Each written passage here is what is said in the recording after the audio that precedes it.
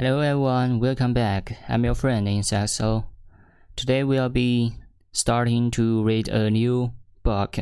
The title of that book is called The Pragmatic Programmer, Your Journey to Mastery.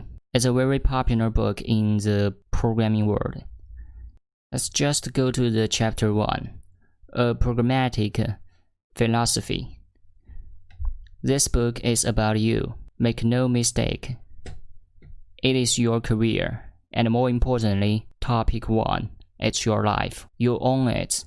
You are here because you know you can become a better developer and help others become better as well. You can become a pragmatic programmer. What distinguishes pragmatic programmers? We feel it's an attitude, a style, a philosophy of approaching programs and their solutions. They think beyond the immediate problem. They think beyond the immediate problem, placing it in its larger context and seeking out the bigger picture. After all, without this larger context, how can you be programmatic? How can you make intelligent compromises and informed decisions? Okay, as I think this is a book for those general programmer who want to become an expert in this area. Another key to their success is that pragmatic programmers take responsibility for everything they do, which we discuss in topic 2, the cat at my source code. Being responsible, pragmatic programmers won't sit idle by and watch their projects fall apart through neglect. In topic 3, Software Entropy, we tell you how to keep your projects pristine. Most people find change difficult, sometimes for good reasons, sometimes because of the pain of changing the old codes. In topic 4, Storm, Thorpe, and Boyd Fox, we look at a strategy for instigating change and, in the interest of balance, present the cautionary tale of an amphibia that ignored the dangers of gradual change. One of the benefits of understanding the context in which you work is that it becomes easier to know just how good your software has to be. Sometimes near perfection is the only option, but often there are trade-offs involved. We explore this in topic 5, Good Enough Software. Of course, you need to have a broad base of knowledge and experience to pull all of this off. Learning is a continuous and ongoing process. In topic 6, Your knowledge portfolio, we discuss some strategies for keeping the momentum up. Finally, none of us works in a vacuum. We all spend a large amount of time interacting with others. Topic 7, Communicate. Lists ways we can do this better. Pragmatic programming stems from a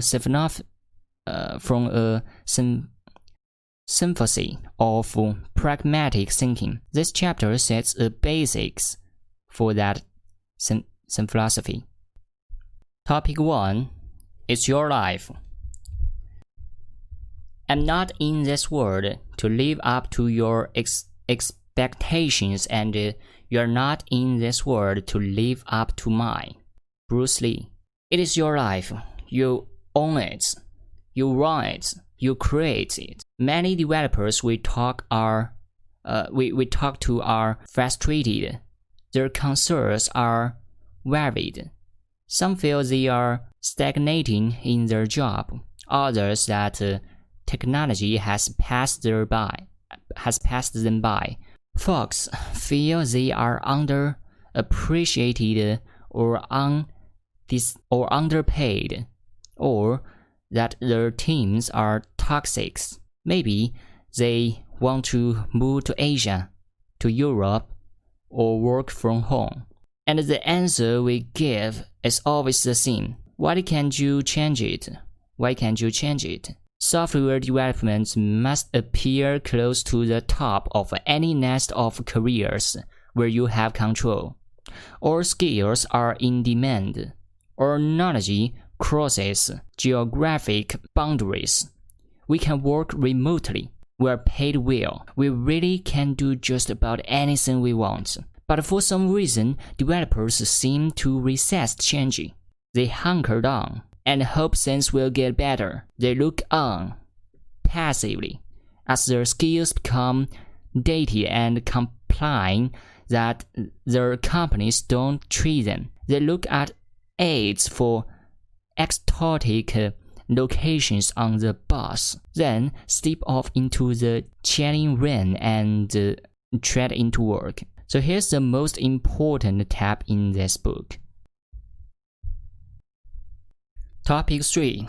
You have agency. Does your working environment suck? Is your job boring? Try to fix it. But don't try forever. As Martin Flyer says, you can change your organization or change your organization. If technology seems to be passing you by, make time in your own time to study new stuff that looks interesting. You are investing in yourself, so doing it while you are off the clock is only reasonable. Want to work remotely? Have you asked? If they say no, then find someone who says yes. This industry gives you a remarkable set of opportunities. Be proactive and take them. Yeah, for my opinion, I think working from remote is the most beautiful thing that you can ever do, because only by doing this you could have the freedom that you want. Topic 2. The cat ate my source code. The greatest of all weaknesses is the fear of appearing weak. Yeah, so what this sentence says, from my opinion, I think it is said that you shouldn't be worried about the fear of you may get weak. That's a good thing, because once you feel you are weak, you can get stronger next time. One of the cornerstones of the pragmatic philosophy is the idea of taking responsibility for yourself and your actions in terms of your career advancement, your learning and education, your projects, and your day-to-day work. Pragmatic programmers take charge of their own career and aren't afraid to admit ignorance or error. It's not the most pleasant aspect of programming, to be sure, but it will happen, even on the best of projects.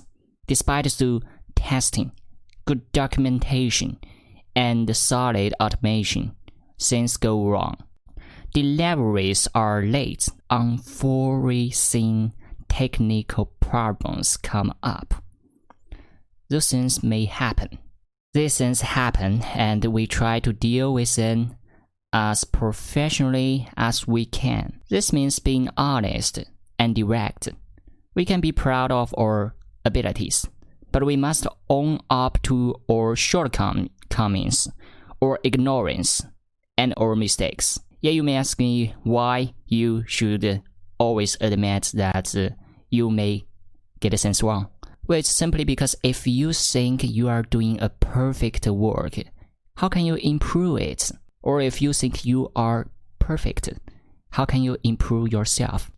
Alright, team trust. Above all, your team needs to be able to trust and rely on you, and you need to be comfortable relying on each of them as well. Trust in a team is absolutely essential for creativity and collaboration, according to the research literature. In a health environment based in trust, you can safely speak your mind, present your ideas, and rely on your team members who can in turn rely on you. Without trust, well, things can go wrong. Imagine a high-tech, stealthy ninja team infiltrating the villain's evil lair. After months of planning and dedicated execution, you have made it on set. Now it's your turn to set up the loser guidance ground. Sorry, folks, I don't have a laser. The cat was playing with a red dot and I left it at home. That sort of breach of trust might be hard to repair. Take responsibility. Responsibility is something you actively agree to. You make a commitment to ensure that something is done right, but you don't necessarily have direct control over every aspect of it. In addition to doing your own personal best, you must analyze the situation for risks that are beyond your control. You have the right not to take on a responsibility for an impossible situation, or one in which the risks are too great, or the ethical implications too sketchy. You have to make the call based on your own values and judgment. When you do accept the responsibility for an outcome, you should expect to be held accountable for it. When you make a mistake, as we all do, or an error in judgment, admit it honestly and try to offer options. Don't blame someone or something else or make up an excuse. Don't blame all the problems on a vendor, a programming language, management, or your co-workers. Any and all of these may play a role, but it is up to you to provide solutions, not excuses. Okay, if you want to finish that project, you provide solutions.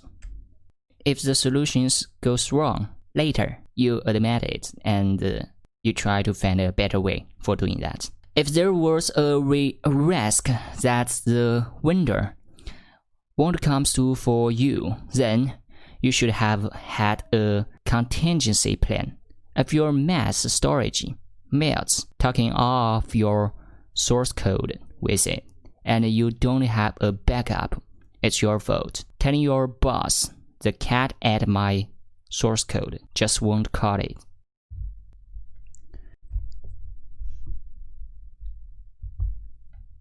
Type 4. Provide options. Don't make lame excuses.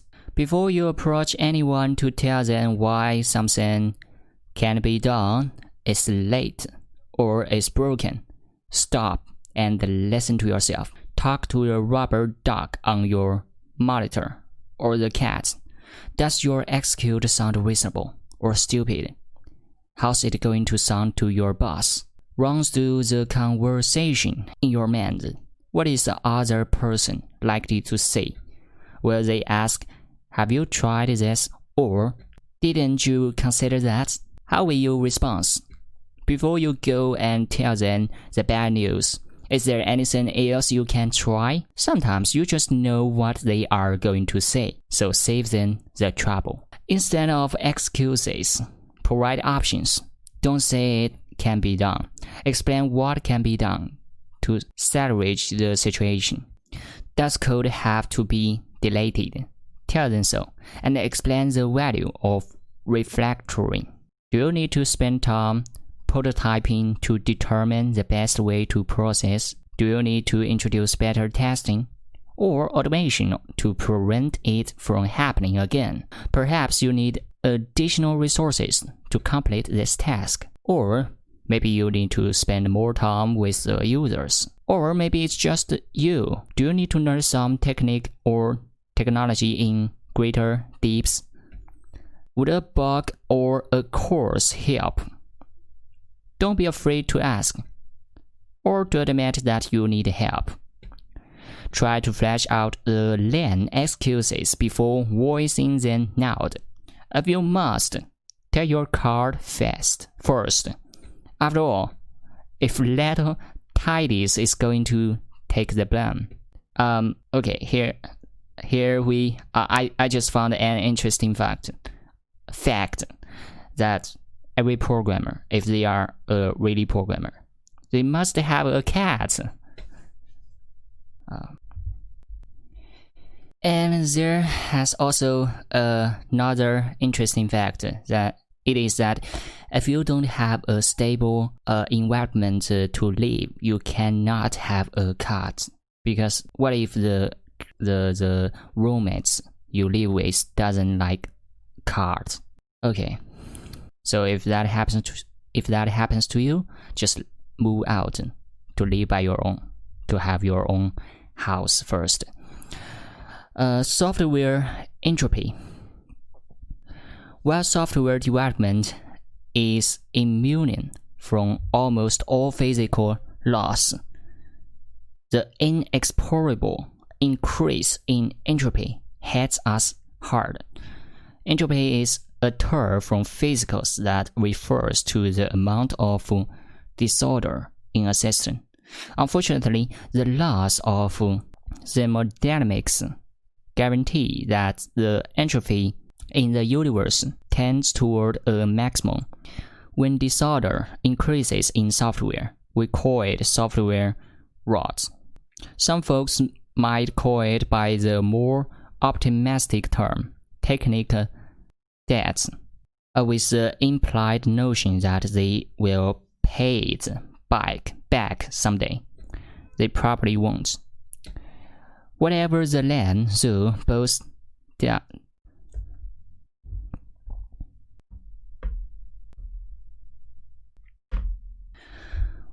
Whatever the land, so both debt and roads can spread uncontrollably. There are many factors that can contribute to software rot. The most important one seems to be the psychology or culture at work on a project. Even if you are a team of one, your project's psychology can be a very delicate thing.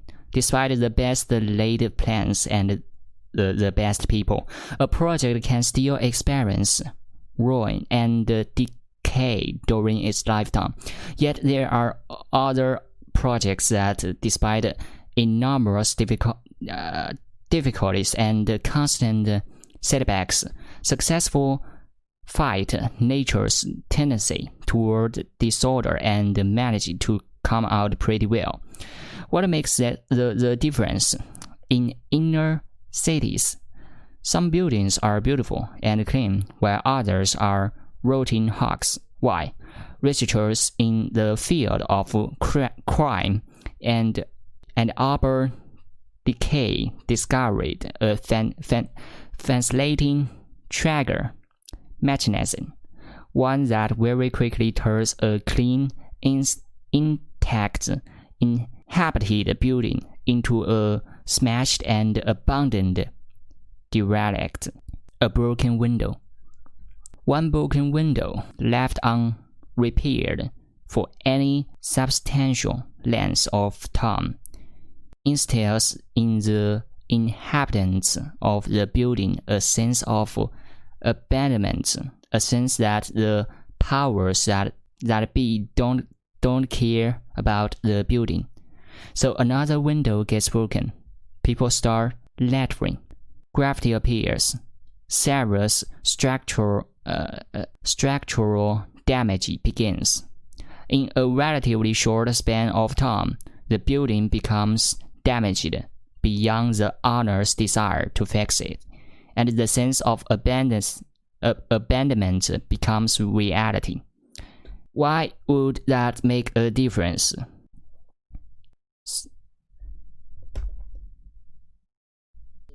Psychologists have done studies that show hopelessness can be contagious.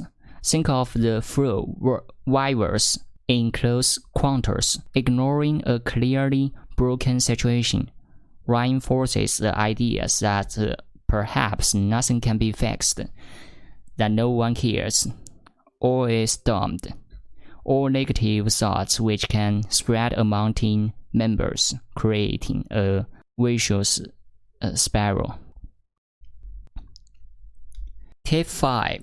Don't live with broken windows. Don't leave broken windows by bad designs, wrong decisions, or poor code unrepaired. Fix each one as soon as it is discovered. If there is insufficient time to fix it properly, then board it up. Perhaps you can comment out the offending code, or display a not implemented message, or substitute a dummy dead instant. Take some action to prevent further damage and to show that you are on top of the situation. We have seen clean, functional systems deteriorate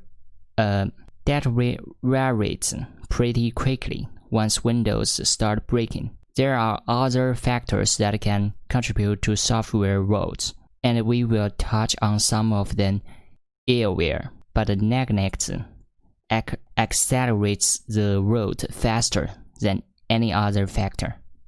You may be thinking that no one has the time to go around cleaning up all the broken glass of a project. If so, then you'd better plan on getting a dumpster or moving to another neighborhood. Don't let entropy win.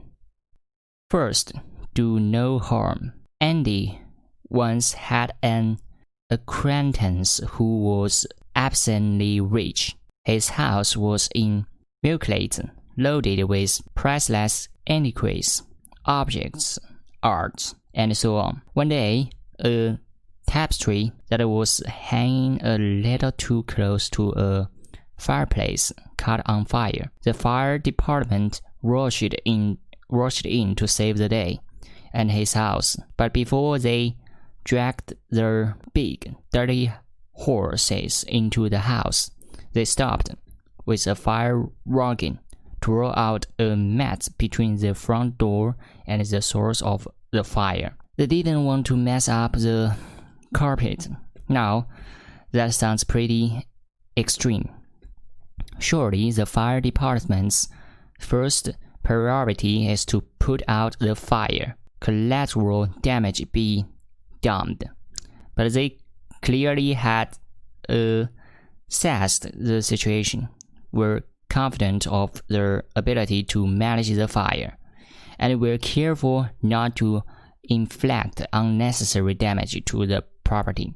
That's the way it must be with the software. Don't cause collateral damage just because there's a crisis of some sort. One broken window is one too many. One broken window, a badly designed piece of code, a poor management decision that the team must live with for the duration of the project. It's all it takes to start the decline. If you find yourself working on a project with quite a few broken windows, it's too easy to slap into the mindset of all the rest of this code is crap. I'll just follow suit. It doesn't matter if the project has been fine up to this point. In the original experiment leading to the broken window theory, an abandoned car sat for a week untouched. But once a single window was broken, the car was trapped and turned upside down within hours.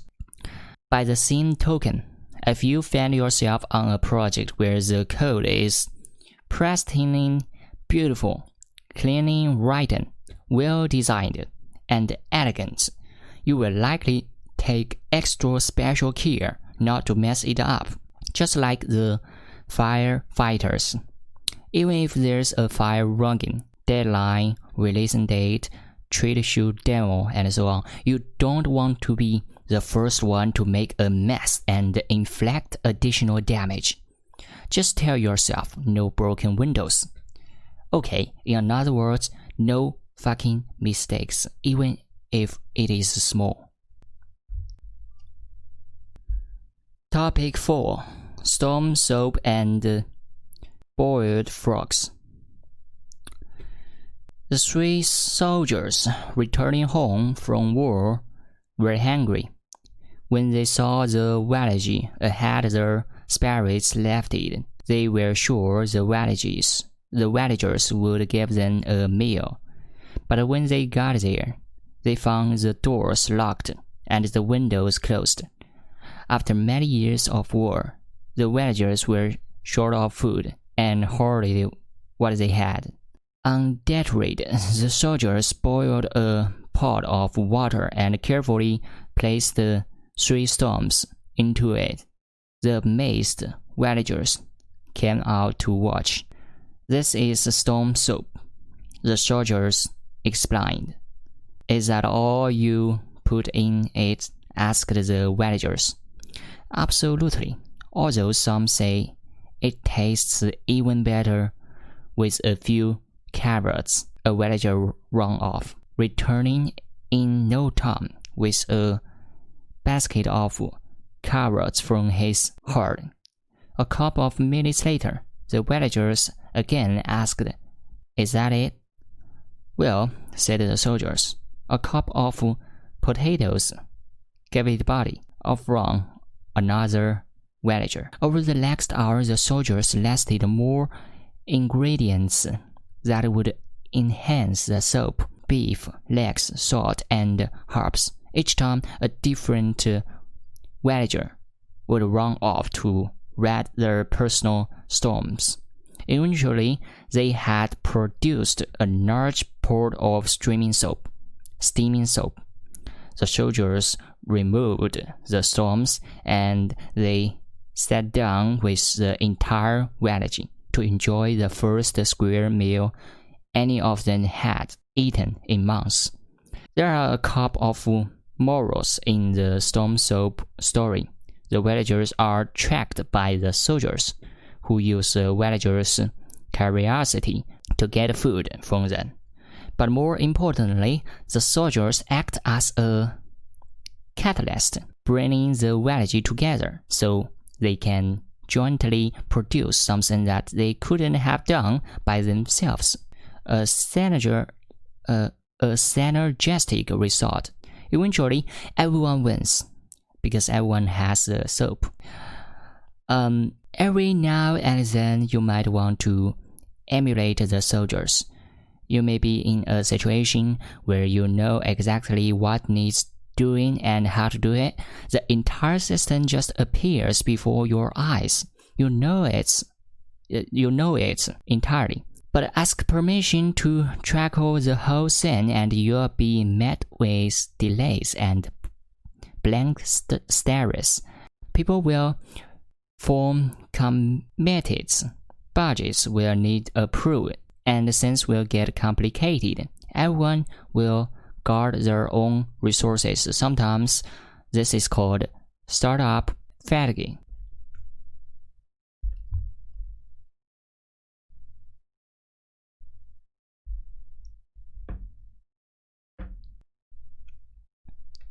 It's time to bring out the storms. Work out what you can responsibly ask for. Develop it well. Once you got it, show people and let them marvel. Then say, of course, it would be better if we ate it. Pretend it's not important. Sit back and wait for them to start asking you to aid the functionality you originally wanted. People find it easier to join an ongoing success. Show them a glimpse of the future and you will get them to rally around. Step 6. Be a catalyst for change. The villagers sighed. On the other hand, the storm soap story is also about gentle and gradual deception. It's about focusing too tightly. The villagers think about the storms and forget about the rest of the world. We all fall for it every day. Things just crap up on us. We have all seen the symptoms. Projects slowly and inexorably get totally out of hand. Most software disasters start out too small to notice, and most project overruns happen a day at a time. Systems draft from their specifications feature by feature, while punch after punch gets added to a piece of code until there's nothing of the original left. It's often the accumulation of small things that breaks morale and teams. Step 7. Remember the big picture. We have never tried this, honest, but they say that if you take a frog and drop it into boiling water, it will jump straight back out again. However, if you place the frog in a pond of cold water, then gradually heat it, the frog won't notice the slow increase in temperature and will stay put until cooked, until they die. Note that the frog's problem is different from the broken windows issue discussed in Topic 3, Software Entropy. In the broken window theory, people lose the will to fight entropy because they perceive that no one else cares. The frog just doesn't notice the change. Don't be like the fooled frog. Keep an eye on the big picture. Constantly review what's happening around you, not just what you personally are doing.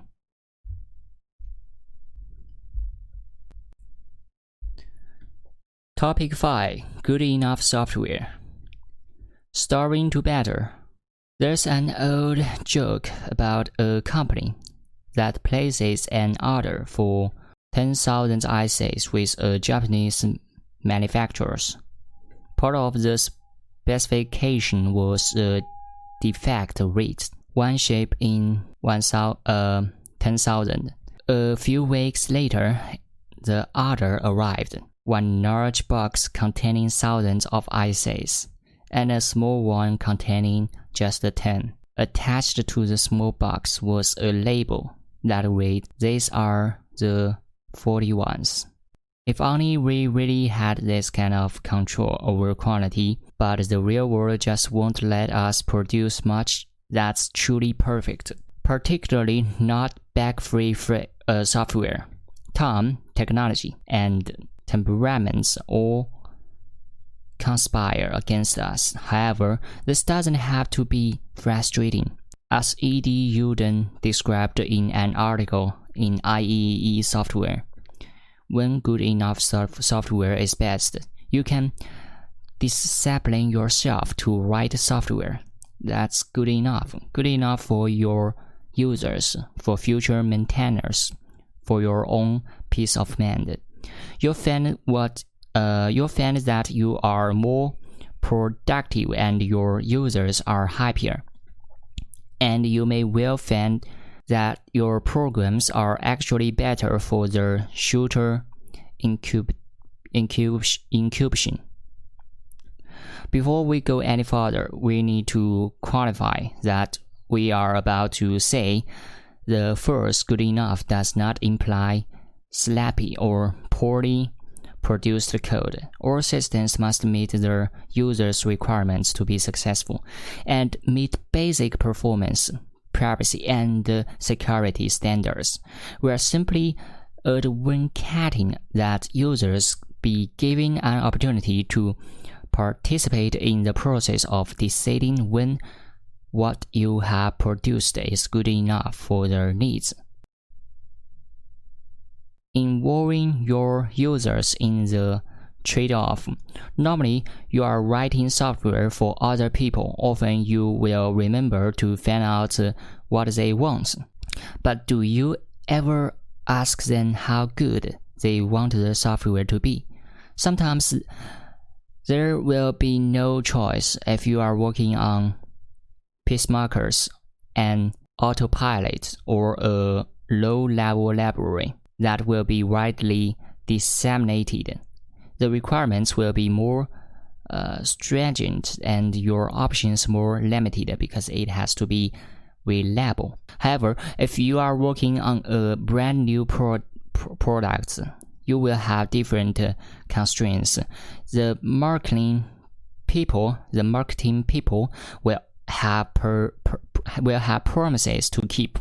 The eventual end users may have made plans based on a delivery schedule, and your company will certainly have cash flow constraints. It will be unprofessional to ignore these users' requirements simply to add new features to the program, or to polish up the code just one more time. We are not advocating panic. It is equally unprofessional to promise impossible time scales and to cut basic engineering corners to meet a deadline. The scope and quality of the system you produce should be discussed as part of the system's requirements, so how good it would be.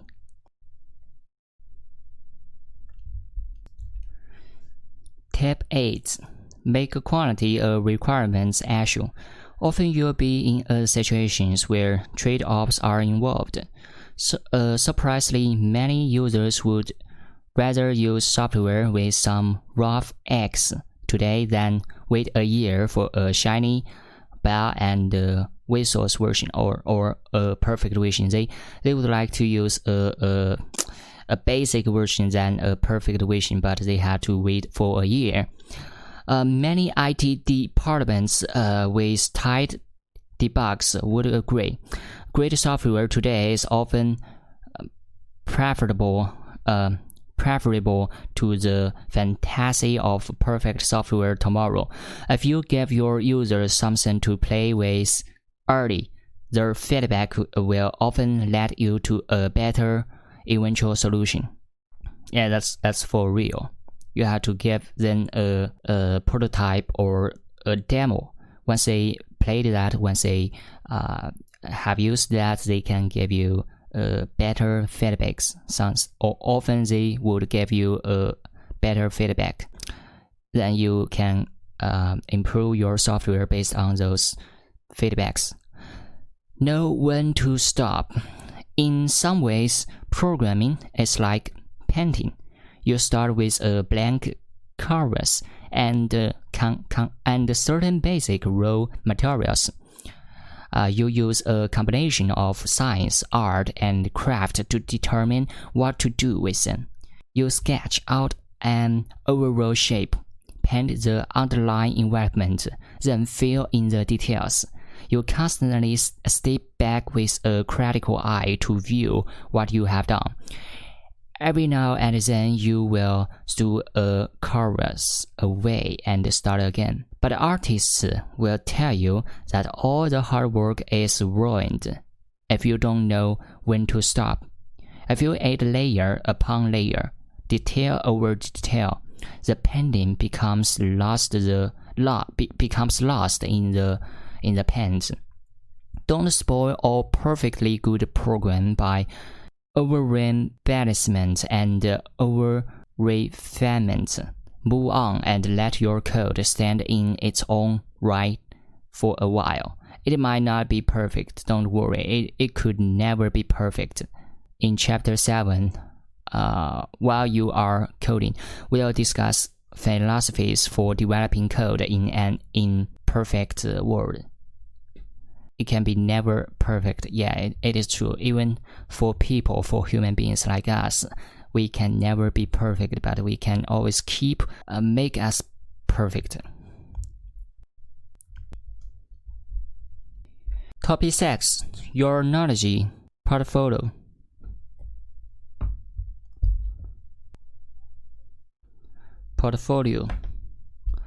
An investment in knowledge always pays the best interest. Oh, good old Ben Franklin, never at a loss for a passive harmony. Why? If we could just be early to bed and early to race, we would be great programmers, right? The early bird might get the worm, but what happens to the early worm? In this case, though, Ben really hit the nail on the head. Your knowledge and experience are your most important day-to-day professional assets.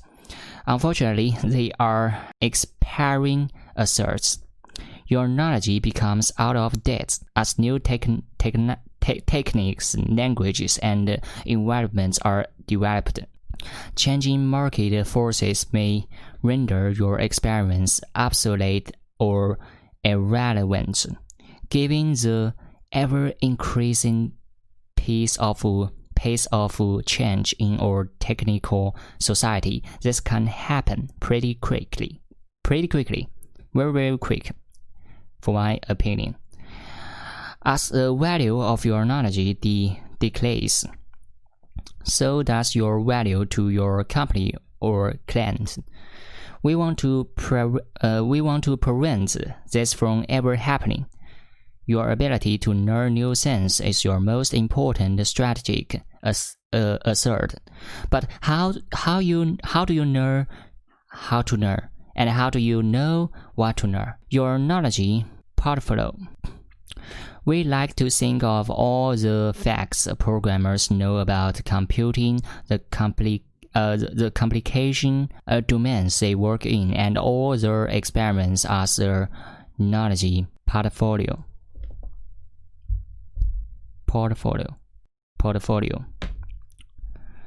Managing a knowledge portfolio is very similar to managing a financial portfolio. 1. Several investors invest regularly as a habit. 2. Diversification is the key to long-term success.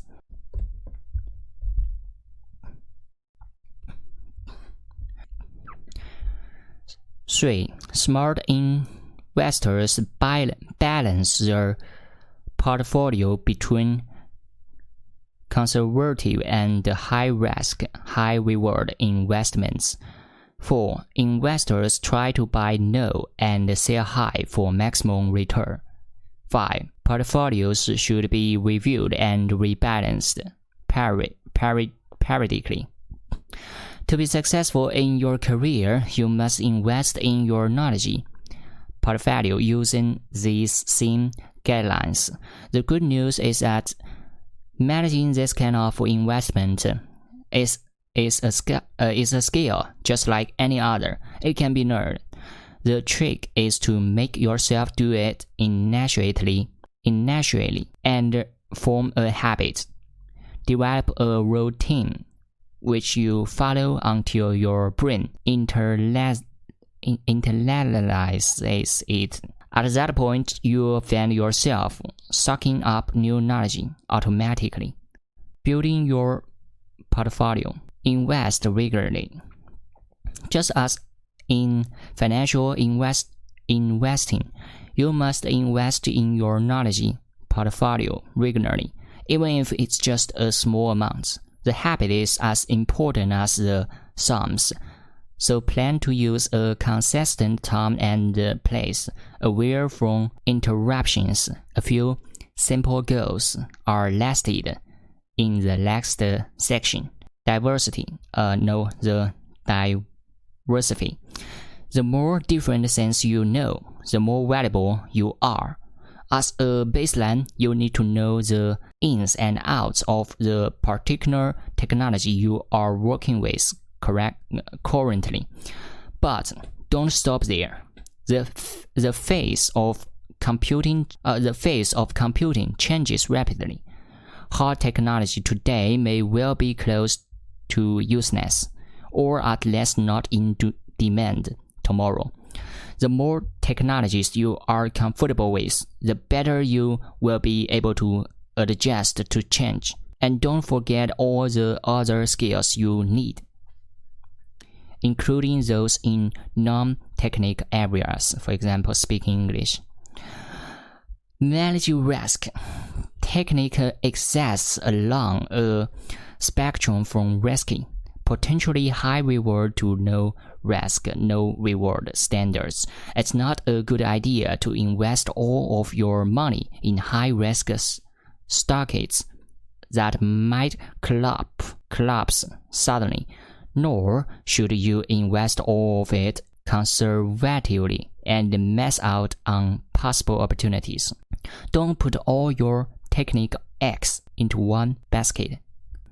Buy low, sell high. Learning an emerging technique before it becomes popular can be just as hard as finding an undervalued stock, but the payoff can be just as rewarding.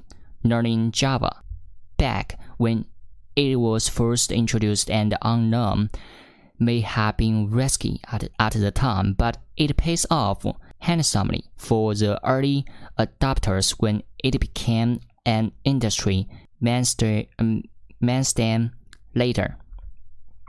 Review and rebalance. This is a very dynamic industry. That hot technology you started investing last month might be storm cold by now. Maybe you need to brush up on that database technology that you haven't used in a while, or perhaps you could be better positioned for that new job opening if you tried out that other language. Of all these guidelines, the most important one is the simplest to do. That is, type line, invest regularly in your knowledge investment. I don't like the last word because it's not often used in people's conversation. Goals. Now that you have some guidelines on what and when to add to your knowledge portfolio, what's the best way to go about acquiring intellectual capital with which to fund your portfolio? Here are a few suggestions. Learn at least one new language every year. Different languages solve the same problems in different ways. By learning several different approaches, you can help broaden your knowledge, broaden your thinking, and avoid getting stuck in a rut. Additionally, learning many languages is easy thanks to the worth of freely available software. Read a technical book each month. While there's a glut of short-form essays and occasionally reliable answers on the web, for deep understanding, you need long-form books. Browse the booksellers for technical books on interesting topics related to your current project. Once you are in the habit, read a book a month after you have mastered the techniques you are correctly using. Branch out and study some that don't relate to your project. Read non-technical books too. It is important to remember that computers are used by people whose needs you are trying to satisfy. You work with people, are employed by people, and get hacked by people. Don't forget the human side of the equation, as that requires an entirely different skill set. We ironically call these soft skills, but they are actually quite hard to master. Take classes. Look for interesting courses at a local or online college or university, or perhaps at the next nearby trade show or conference. Participate in local user groups and meetups. Isolation can be deadly to your career. Find out what people are working on outside of your company. Don't just go and listen. Actively participate. Experiment with different environments. If you have worked only in Windows, spend some time with Linux. If you have used only makefiles and an editor. Try a sophisticated IDE with cutting-edge features and words-wise. Stay current. Read news and posts online on technique different from that of your current project. It's a great way to find out what experiences other people are having with it, the particular jungle they use, and so on.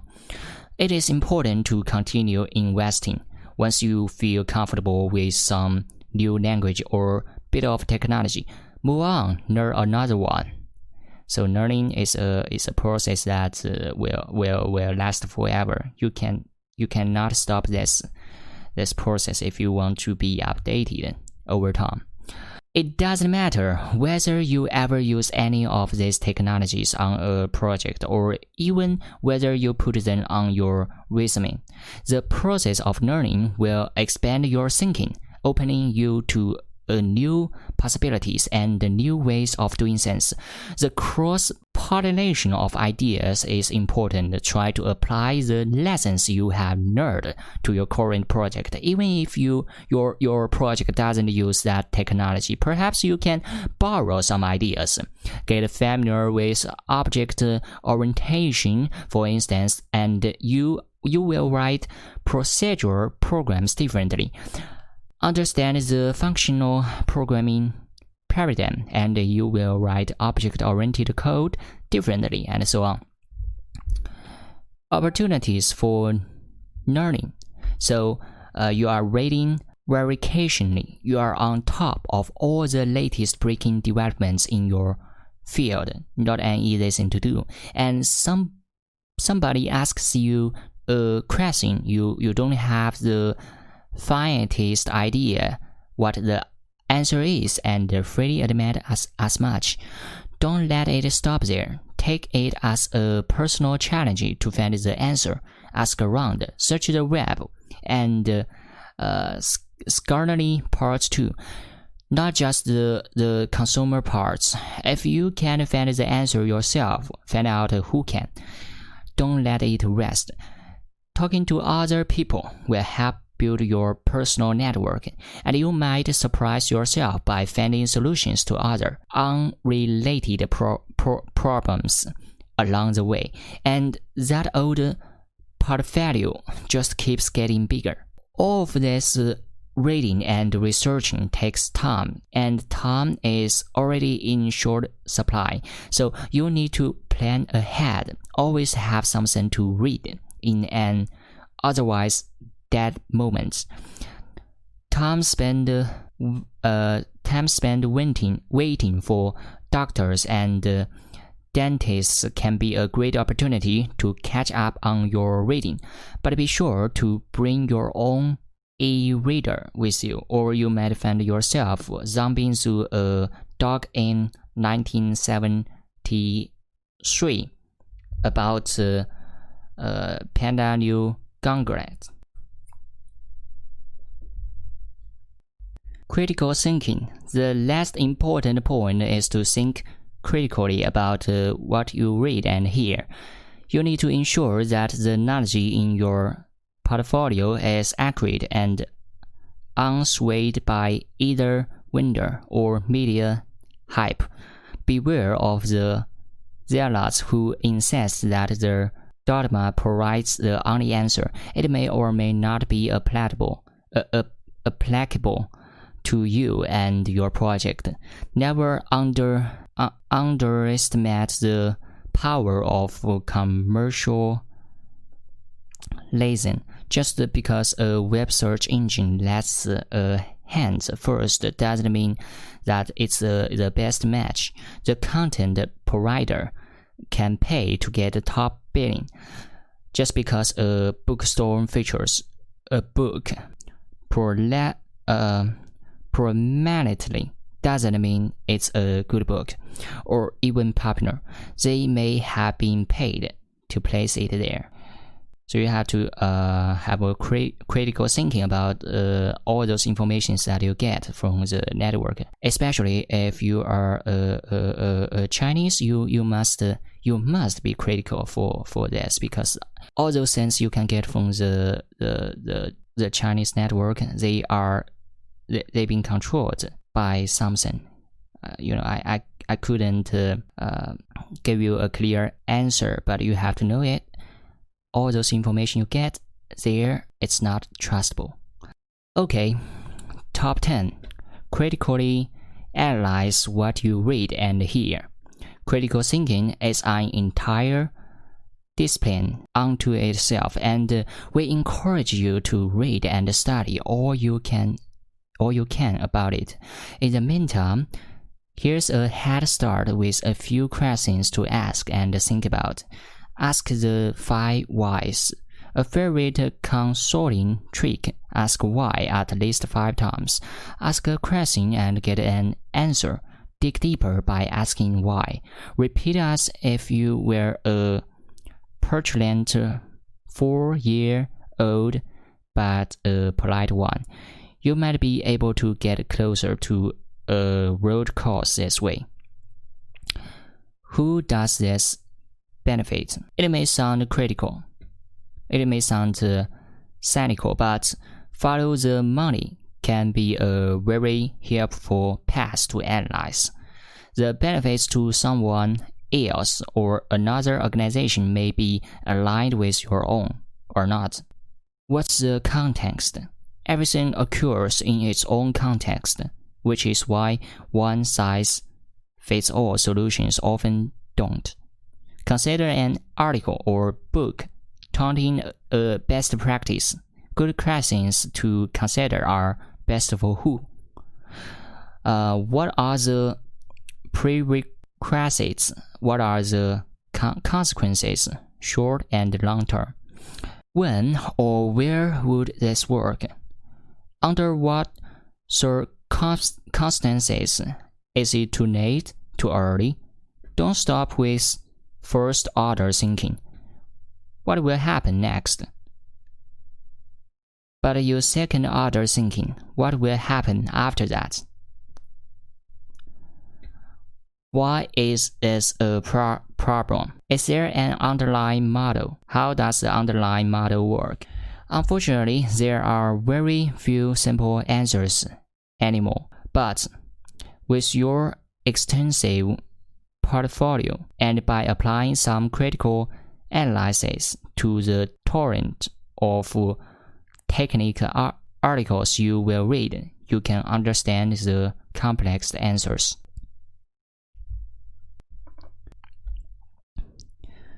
Topic 7. Communicate. I believe that it is better to be looked over than it is to be overlooked. Maybe we can learn a lesson from Mr. West. It's not just what you have got, but also how you package it. Having the best ideas, the finest code, or the most pragmatic thinking is ultimately sterile unless you can communicate with other people. A good idea is an orphan without effective communication. As developers, we had to communicate on many levels. We spend hours in meetings, listening and talking. We work with end users, trying to understand their needs. We write code, which communicates our intentions to a machine and documents our thinking for future generations of developers. We write proposals and memos requesting and justifying resources, reporting our status, and suggesting new approaches. And we work daily within our teams to advocate our ideas, modify existing practices, and suggest new ones. A large part of our day is spent communicating, so we need to do it well. Treat English or whatever your native tongue may be as just another programming language. Write natural language as you would write code. Honor the DRY principle, ETC automation, and so on. We discuss the DRY and ETC design principles in the next chapter. Tab 11. English is just another programming language. Yes, I agree with that. For me, I learned the English first, then I learned the programming language. And I think this is the best order to do this. Because the programming language, it is for me, it's also a programming language. They have no difference. We have put together a list of additional ideas that we found useful. Know your audience. You are communicating only if you are conveying what you mean to convey. Just talking isn't enough. To do that, you need to understand the needs, interests, and capabilities of your audience. We have all sat in meetings where a development geek glasses over the eyes of the vice president of marketing with a long monologue on the merits of some arcane technology. This isn't communicating, it's just talking, and it's annoying. Say you want to change your remote monitoring system to use a third-party messaging breaker to disseminate status notifications. You can present this update in many different ways, depending on your audience. End users will appreciate that their systems can now interoperate with other services that use the broker. Your marketing department will be able to use this fact to boost sales. Development and operations managers will be happy because the care and maintenance of that part of the system is now someone else's problem. Finally, developers may enjoy getting experience with new APIs and may even be able to find new uses for the message broker by making the appreciated punch to each group. You'll get them all excited about your idea or project. As with all forms of communication, the trick here is to gather feedback. Don't just wait for questions, ask them. Look at the body language, the facial expressions. One of the neuro-linguistic programming presuppositions is the meaning of your communication is the response you get. Continuously improve your knowledge of your audience as you communicate. Of course, you have to know what kind of the person your audience is. Then you would be able to give them the thing that they love to listen.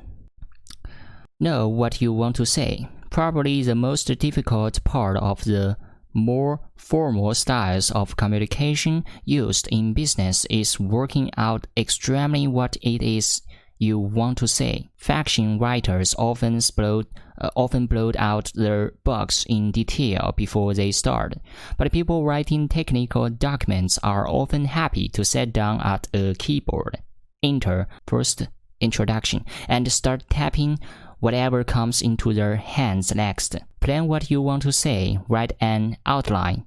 Then ask yourself, does this communicate what I want to express to my audience in a way that works for them? Refine it until it does. This approach works for more than just the documents. When you are faced with an important meeting or a chat with a major client, jot down the ideas you want to communicate and plan a couple of strategies for getting them across. Now that you know what your audience wants, let's deliver it.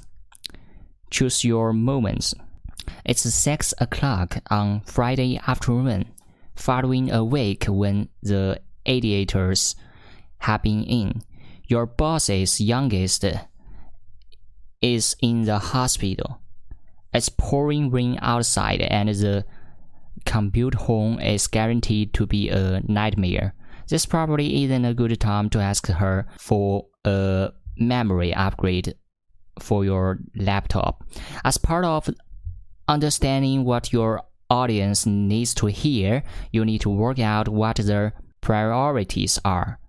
Catch a manager who's just been given a hard time by her boss because some source code got lost, and you will have a more receptive listener to your ideas on source code repositories. Make what you are saying relevant in time as well as in content. Sometimes all it takes is the simple question, is this a good time to talk about? Choose a style. Adjust the style of your delivery to suit your audience. Some people want a formal, just the facts briefing. Others like a long, wide-ranging chat before getting down to the business. What is their skill level and experience in this area? Are they experts, new babies, or do they need a hand-holding or just a quick ideas? If you are in doubt, ask them. Remember, however, that you are half of the communication transaction. If someone says they need a paragraph describing something and you can't say any way of doing it in less than several pages, tell them so. Remember that kind of feedback is a form of communication too, right? Say no to them. Say no to them is also a kind of a form of communication. Make it look good. Your ideas are important. They deserve a good-looking vehicle to convert them to your audience. Too many developers and their managers concentrate solely on content when producing written documents. We think this is a mistake. Any chief will tell you that you can slap in the kitchen for hours only to run your efforts with poor presentation. Okay, it has to have a good looking. There is no excuse today for producing poor looking printed documents. Modern software can produce stunning output regardless of whether you are writing using Markdown or using a word producer. You need to know just a few basic commands if you are using a word producer, and its style sheets for consistency. Your company may already have defined style sheets that you can use. Know how to set page headers and footers. Look at the simple documents included with your package to get ideas on style and layers and layouts. Check the spelling first automatically and then by hand. After that, they are spelling. I don't know what he was trying to say. Involve your audience. We often find that the documents we produce end up being less important than the process we go through to produce them. If possible, involve your readers with early drafts of your document, get their feedback and pick their brains. You will build a good working relationship and you will probably produce a better document in the process. Be a listener. There's one technique that you must use if you want people to listen to you. That is to listen to them first. Even if this is a situation where you have all the information, even if this is a formal meeting with you standing in front of 20 shoots, if you don't listen to them, they won't listen to you. Encourage people to talk by asking questions or ask them to restate the discussing in their own words. Turn the meeting into a dialogue and you will make your point more effectively. Who knows, you might even learn something.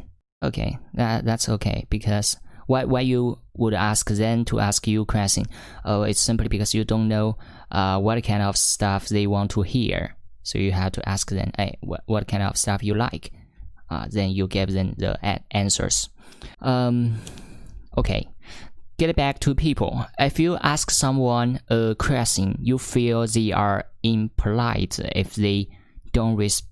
But how often do you feel to get back to people when they send you an email asking for information or requiring some action.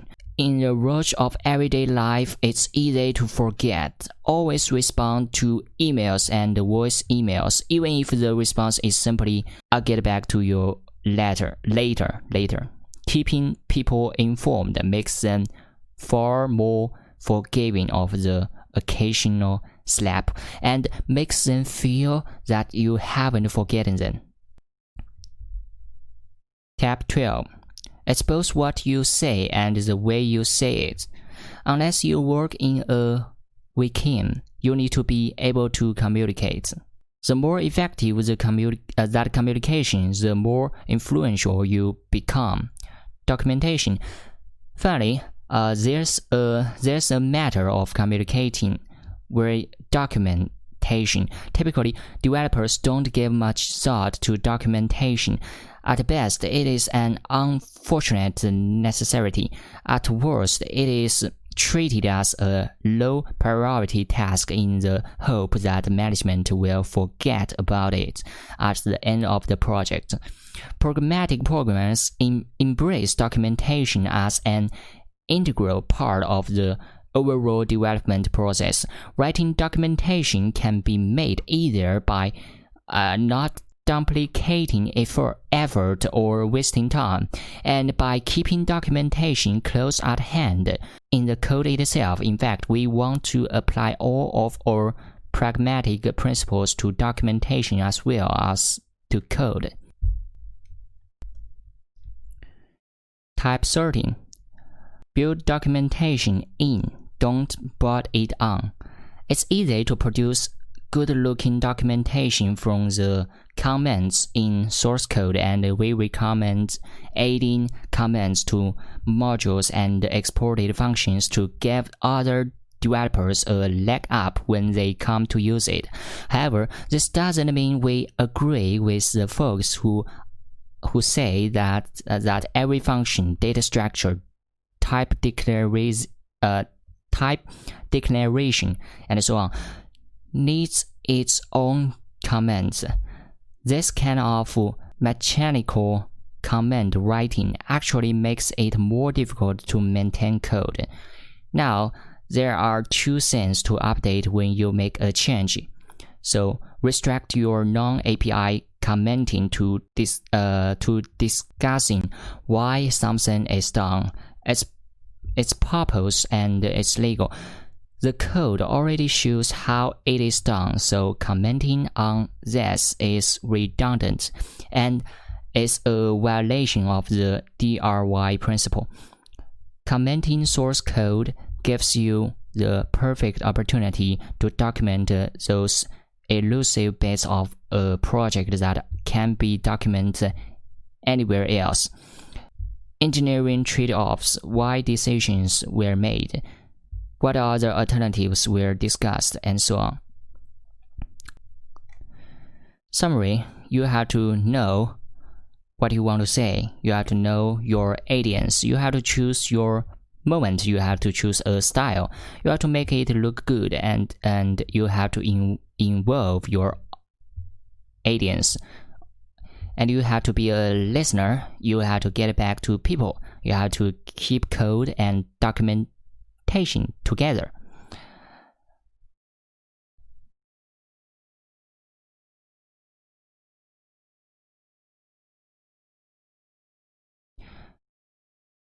Okay, this is the first chapter of this book.